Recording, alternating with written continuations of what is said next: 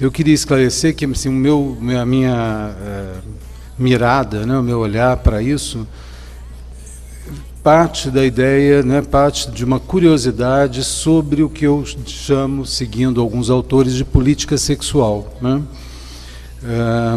Há algum tempo eu tenho trabalhado a ideia de política sexual no Brasil, né, como é que se monta a política sexual no Brasil, particularmente a ideia de direitos, a noção de direitos sexuais.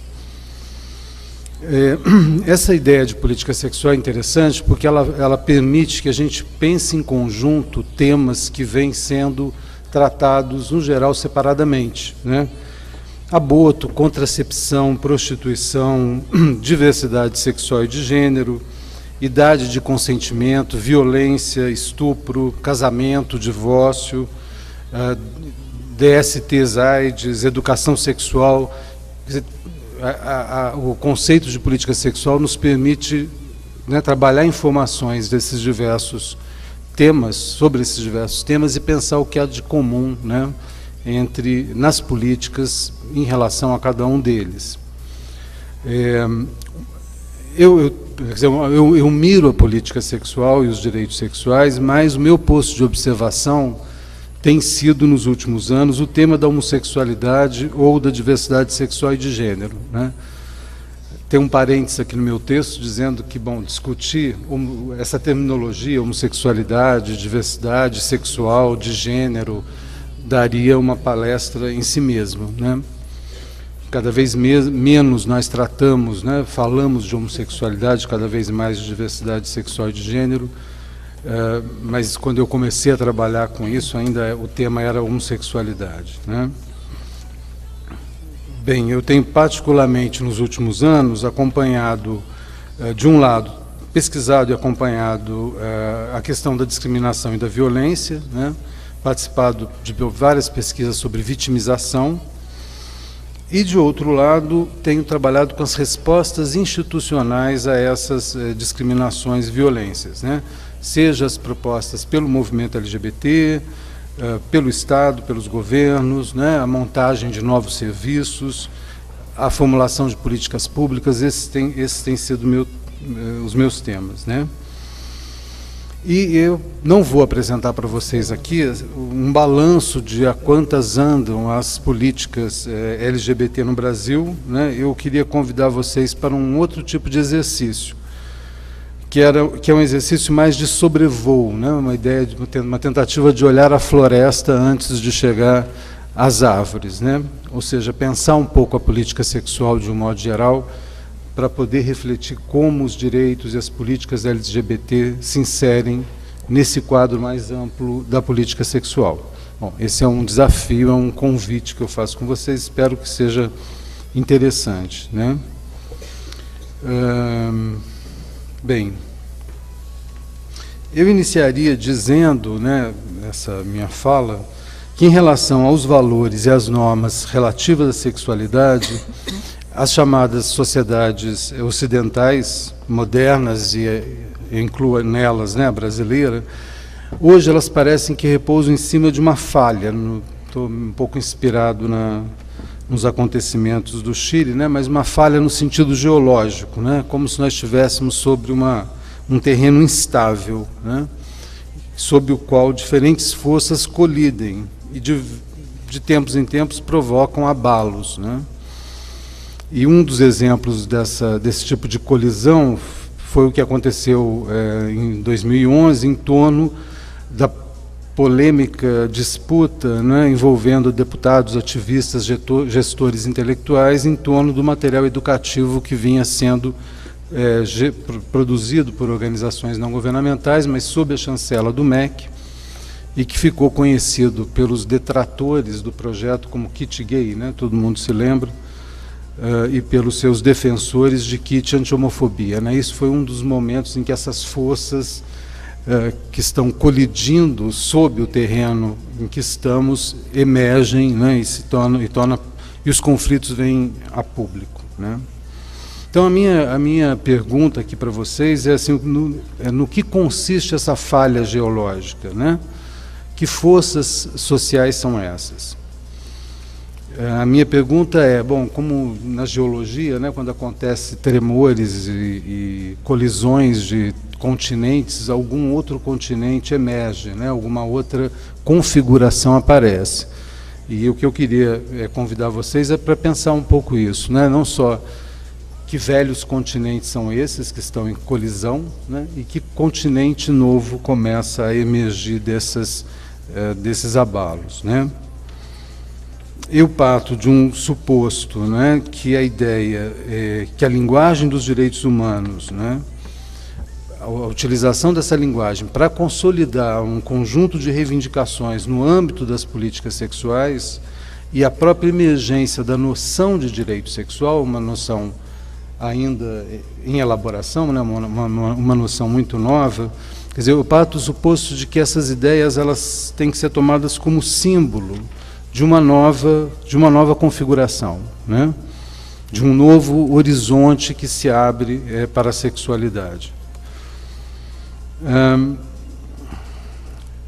Então, uma nova configuração, ou algo que eu estou chamando aqui nesse meu texto de um novo regime da sexualidade, né?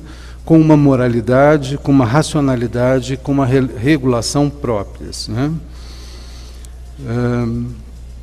Bem,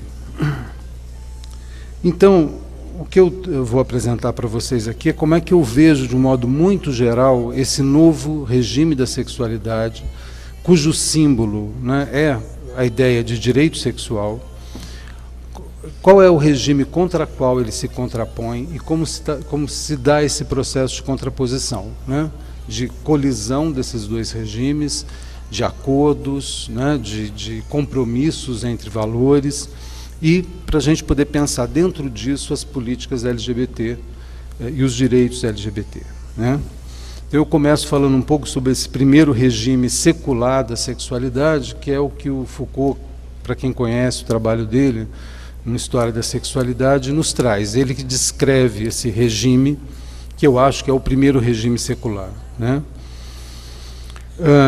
Então, ao longo do século XIX e do século XX, em oposição a um conjunto de princípios religiosos que capturava o sexo e os seus prazeres, né, numa linguagem centrada na carne, no pecado e no sacrifício, forjou-se um regime secular da sexualidade que se apoiava sobre 3 pilares, né?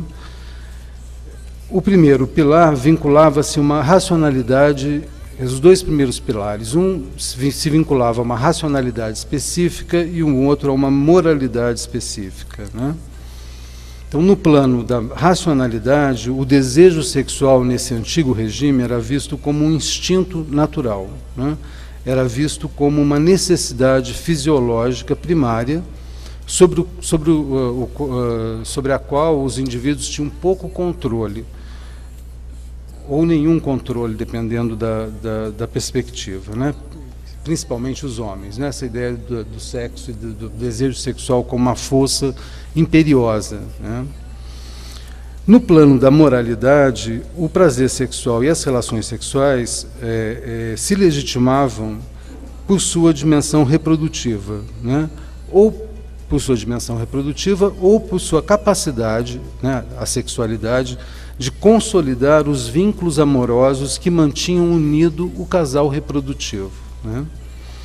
Então, mesmo quando o prazer sexual era considerado importante por outras razões, alguns médicos defendiam essa ideia de que o prazer sexual, além da reprodução, tinha um efeito tônico sobre o sistema nervoso. São teorias lá do século XX, do início do século XX, mas esse efeito benéfico do prazer sexual ele só se fazia sentir durante a idade reprodutiva, durante a idade fértil, né? Então, isso quer dizer que, como tem feito vários autores, né, a fronteira entre o bom e o mau sexo era estabelecida pelo caráter reprodutivo ou não das práticas sexuais, né? E que a sexualidade era compreendida a partir de uma linguagem biomédica, né? Essa era a linguagem para falar da sexualidade nesse primeiro regime, né? Bom, o terceiro pilar, então eu falei de um pilar que é o pilar da racionalidade, né? O sexo e a sexualidade como instinto, da moralidade, o bom sexo é o sexo reprodutivo, E, finalmente, o terceiro pilar que sustentava esse regime era um pilar jurídico-político que estabelecia que que a assexualidade se vinculava um conjunto de entes transcendentais, a nação, a raça, a sociedade, a espécie. Ou seja, a sexualidade era o interesse de Estado, né? E a esse interesse deveriam se submeter os interesses particulares. Então, nesse regime, quem tinha direito era o Estado, né? E os indivíduos, nessa área da sexualidade, os indivíduos tinham obrigações e deveres. A gente podia inverter um pouco o slogan do feminismo dos anos 60, né? Nesse antigo regime, o nosso corpo não nos pertence, né? O corpo é, na perspectiva da sexualidade, um corpo para e do Estado, né? Bom, os códigos penais do período, né, o que se protege nesses códigos é o direito dos indivíduos realizarem o ideal do casal monogâmico dotado de uma prole mais ou menos numerosa. Por isso se condenava, né, o adultério, o aborto, a prostituição, a homossexualidade, o defloramento, a sedução, o estupro, o rapto, a transmissão de doenças sexualmente transmissíveis. Todo esse conjunto de práticas sexuais, elas eram condenadas em conjunto nesse regime, né?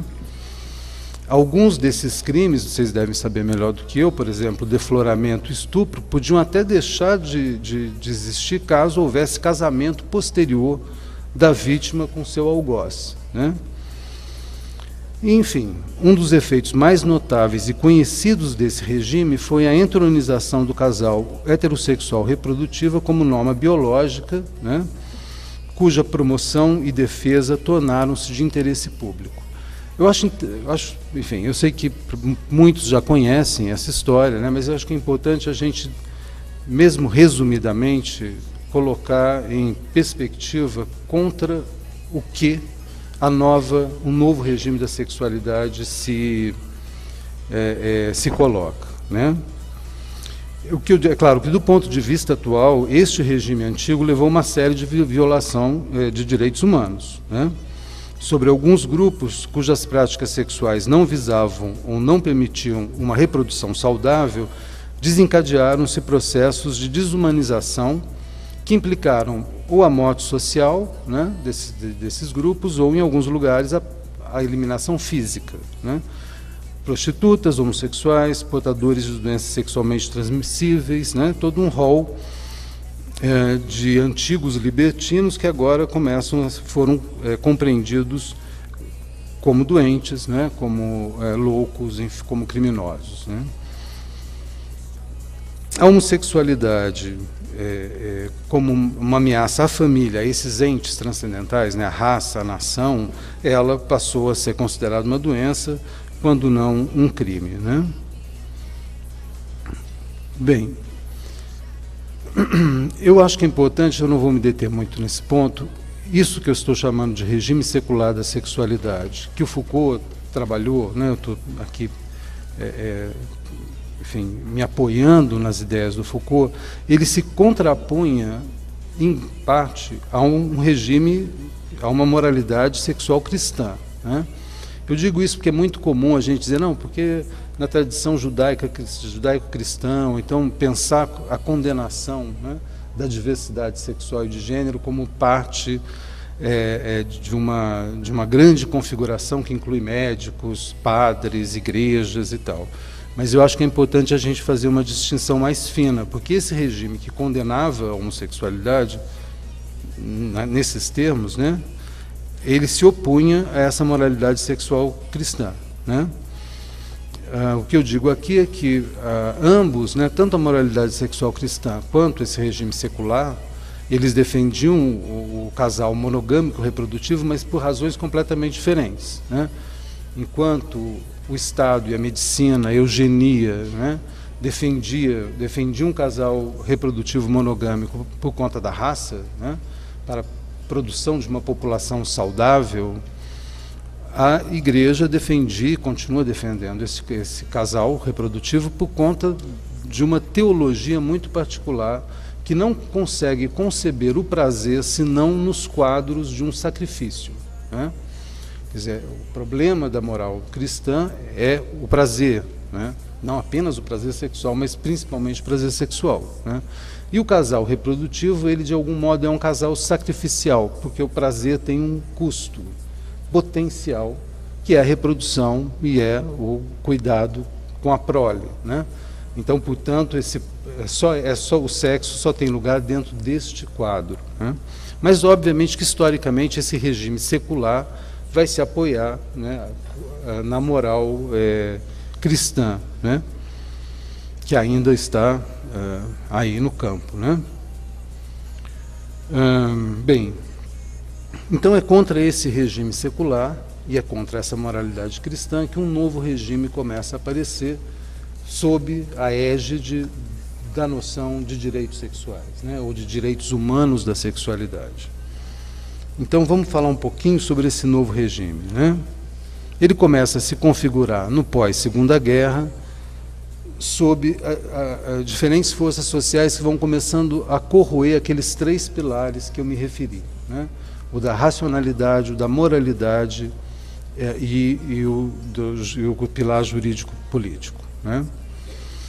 Em alguma medida, esse regime secular vai sendo corroído pela ação dos outros criados pelo regime anterior, né? Pelo movimento feminista favorável ao aborto, pelo movimento LGBT, enfim. E também por outros processos que estão acontecendo, históricos, acontecendo paralelamente, que eu não vou me deter aqui, né? Mas depois da Segunda Guerra, você também tem a valorização do prazer sexual independente da reprodução pela psicologia, uma crescente preocupação com a explosão demográfica, a consolidação de um mercado sexual diversificado, enfim.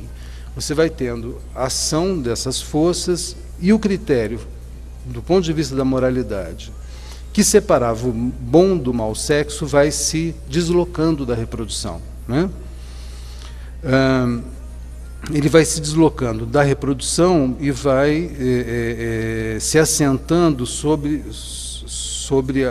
a ideia da promoção do bem-estar através do bom uso dos prazeres, né? Em larga medida, o critério de avaliação moral dos atos sexuais passa a se basear na congruência desses atos com uma verdade interior dos sujeitos, né? E no consentimento, no livre consentimento expresso na participação nesses atos, né? Então, se antes o bom e mau sexo era o sexo reprodutivo, o sexo não reprodutivo, nessa nova moralidade, o bom e o mau sexo é o sexo consentido e o sexo não consentido, né? Você vai tendo uma mudança. Bom, isso do ponto de vista da moralidade, né? Do ponto de vista da racionalidade, e ligado a esse processo, né, o sexo vai deixando de ser visto como uma força biológica, né, incoercível, para se tornar uma tecnologia de si, né, uma técnica que os indivíduos podem e devem manejar para serem mais felizes e saudáveis.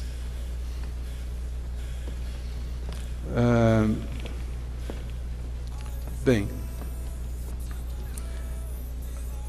o que eu digo nesse texto, né, é que a linguagem da sexualidade, que antes era uma linguagem biomédica, vai se tornando uma linguagem sociojurídica, né? O que antes era visto como um instinto determinado vai passar a ser visto como um desejo maleável, moldado socialmente, né, variável segundo as culturas, etc.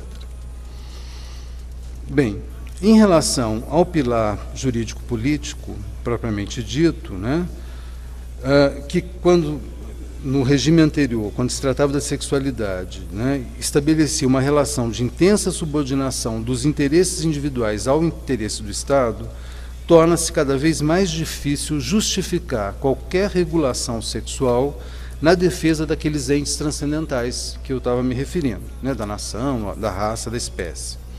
As estratégias agora de intervenção alteram-se e qualquer regulação só pode ser justificada pela preservação ou pela promoção da cidadania ou da saúde, né, dos próprios indivíduos envolvidos nas práticas sexuais, né?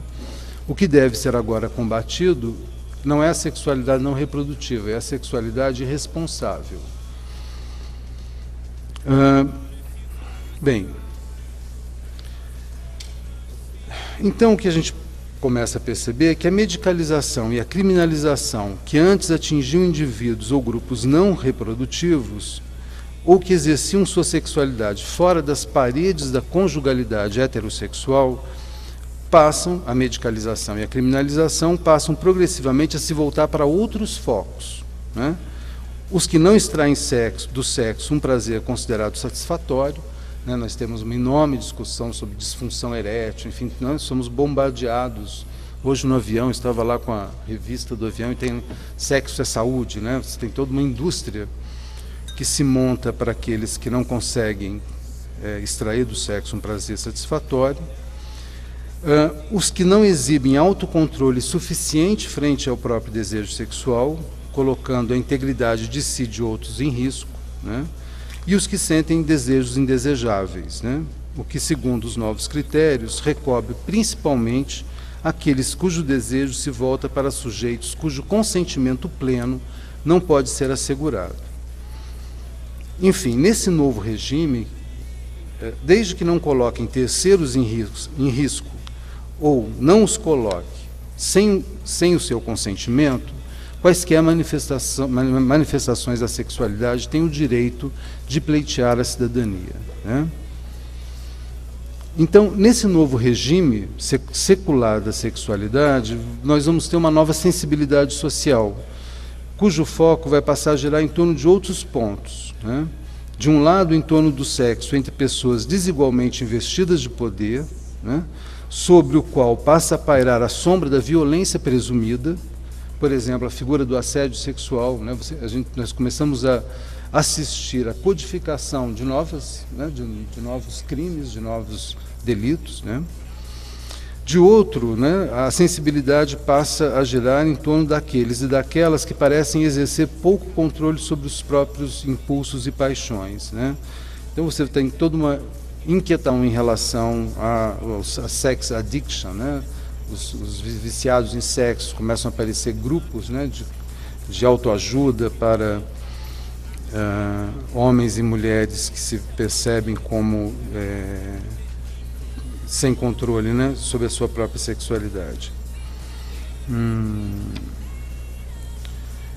Bem, nesse novo regime, algumas práticas vão mudar de sentido, né, de uma maneira radical, outras menos, né? A homossexualidade é um grande exemplo, né? Quer dizer, da passagem de um regime para o outro, a homossexualidade passa a encontrar elementos para se legitimar, né?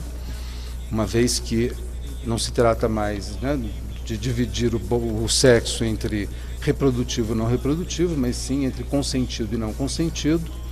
Portanto, o grande problema atual é a desigualdade nas relações sexuais, né? A figura, né, a grande figura do mal sexual hoje é a pedofilia, né, que é a epítome, né, de uma sexualidade exercida entre desiguais e sem o consentimento. Então, nesse novo contexto, a homossexualidade ela passa a ter um lugar, ela passa a ter uma legitimidade, né?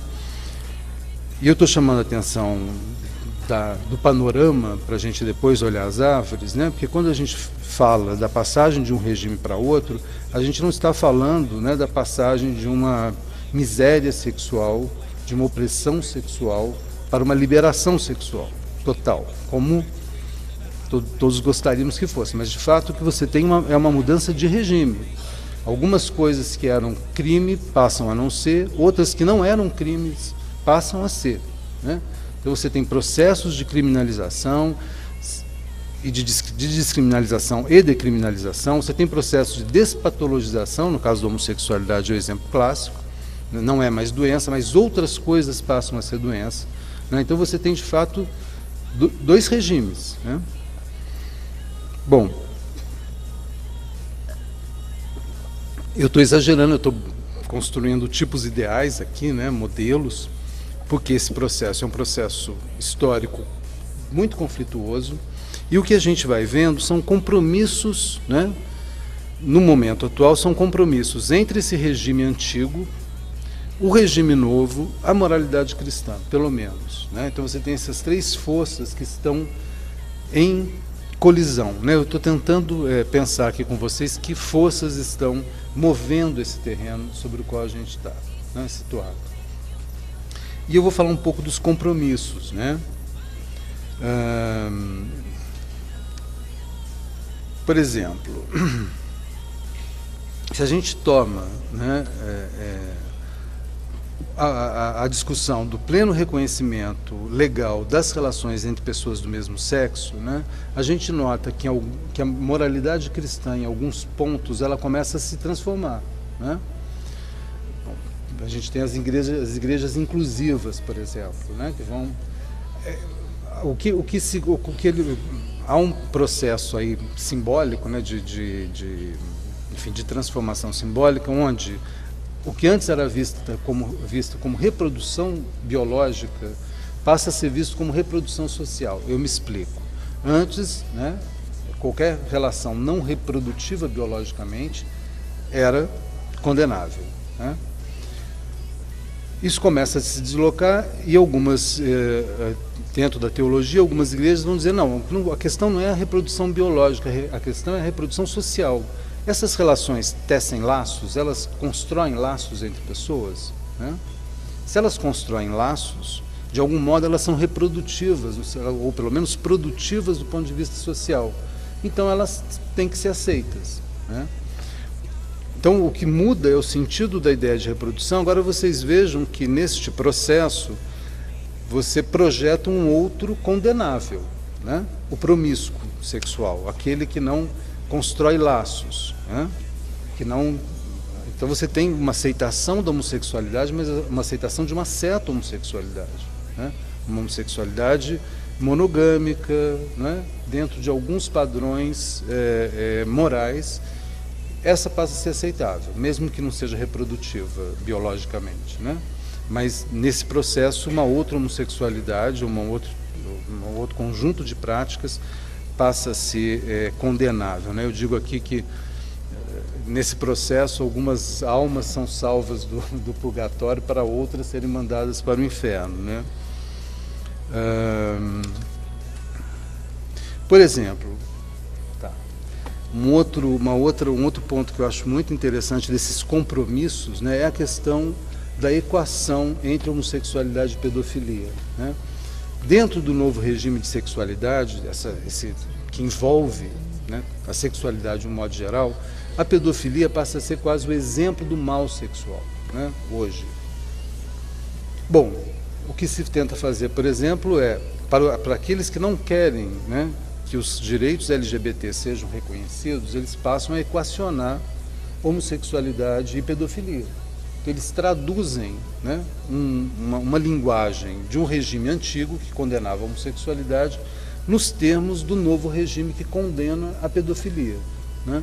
Se a gente pega toda a discussão que acontece em torno do kit anti-homofobia, né, o que estava em jogo ali era isso, né? Vamos salvar as nossas crianças da sedução da homossexualidade. Então você aciona um fantasma da pedofilia, né, que é um mal atual, né, um mal moderno, para tentar barrar o processo de afirmação de novos direitos, né?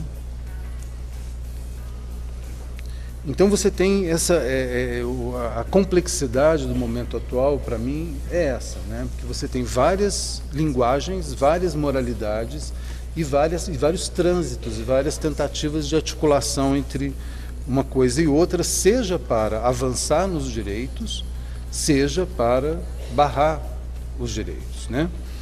A gente sabe também que uma das estratégias para o reconhecimento legal das relações entre pessoas do mesmo sexo foi dessexualizar, né? Viramos homoafetivos, né? Não éramos mais homossexuais, né? Então houve uma dessexualização da discussão. Bom, alguns seminários foram realizados, um deles tinha um título que era Quem ama tem o direito de se casar, né? No Congresso, que é muito interessante, porque do ponto de vista do direito, o cidadão tem direito de se casar, né? Se ama ou se não ama, isso é uma outra discussão, né? Uma coisa é o direito de se casar, outra coisa é se a pessoa ama ou não. Ninguém tem que atestar o amor para ter o direito de se casar, né? Mas aí dentro do próprio movimento, você utiliza a ideia do amor, essa ideia de que a homossexualidade constrói laços e, portanto, ela é reprodutiva de algum modo, né? Nem que seja do ponto de vista social, para justificar a luta por direitos, né? Então isso é muito interessante, porque você tem, né, valores diferentes sendo acionados tanto por quem é contra quanto tanto por quem é a favor, né? Bem, indo já para as conclusões,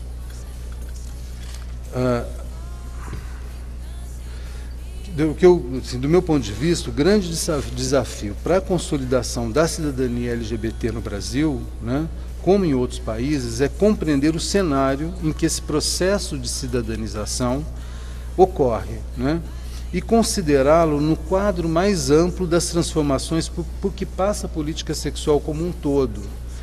Eu acho isso, não sei o que vocês pensam, mas para mim isso é muito importante, né? Quando a gente pensa, por exemplo, no caso das discussões em torno do aborto, né? Durante um certo momento, tanto o aborto para a agenda feminista quanto a homossexualidade, né, eles eram vistos como problemas próximos. E do ponto de vista do antigo regime, eles eram, né, porque tanto a homossexualidade quanto o aborto, quanto a prostituição, era uma negação da reprodução biológica. Então todos eles eram criminalizados, né? Nesse novo regime você começa a ter desníveis, né? O aborto é uma coisa, os direitos LGBT é outra, a prostituição é outra. E as agendas se separam, elas nunca estiveram muito próximas, é verdade, né? Mas havia apoios importantes, por exemplo, entre o movimento LGBT e o movimento feminista, né? Então, e aí você vai tendo um cenário um tanto paradoxal, né? Porque você tem o reconhecimento. Na Argentina, por exemplo, é um caso maravilhoso de se pensar, né? Tanto em relação à lei de identidade de gênero, quanto o reconhecimento do casamento igualitário, né? São avanços impressionantes. Em relação à prostituição, você tem um movimento abolicionista cada vez mais forte, de criminalização, né, da prostituição ou do cliente. A gente vê isso na Europa também, né? Um descolamento dessas questões, né? No Brasil também é muito parecido, né? Enquanto a opinião pública vai se tornando cada vez mais favorável a questões LGBT, da diversidade, o aborto vai se tornando um problema cada vez maior, né? Então eu acho que é importante a gente considerar o panorama, né? O que eu estou chamando aqui da floresta, para saber, primeiro, qual é a retórica dos nossos adversários, como é que eles montam os seus argumentos, né? Sejam os que falam do ponto de vista do antigo regime da sexualidade, seja do ponto de vista dos que falam das moralidades cristãs, né? Para a gente entender as armadilhas que a gente pode cair, né? Porque às vezes a gente acaba usando argumentos, né, que ajuda, por exemplo, a avançar uma certa agenda, mas que vai atrapalhar outras agendas, né? Por exemplo, a questão da afetividade, né? No caso das relações, que coloca a questão da prostituição numa situação cada vez mais ilegal, ilegítima, né? Com menos direitos.